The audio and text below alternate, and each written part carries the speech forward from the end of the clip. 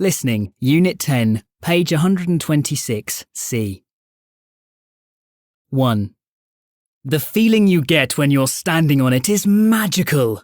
When you feel the heat of the lights and know all of those people are watching you, it's very exciting. 2. Most people prefer to work at the front of the theatre, doing the lights or sound.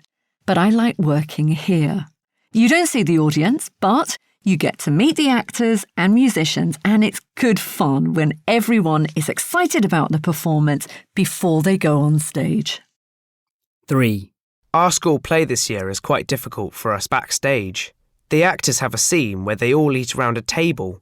So we've got chairs, cups, plates, food and drink, knives, forks, and all sorts back here. It's a complete mess. 4. There isn't much room in here. There are 15 girls in the play, and we all put our costumes on in here.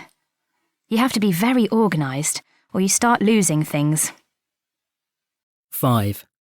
I'm very lucky because in this play, I wear some beautiful things. The dresses are especially lovely. It's great to be able to wear different styles.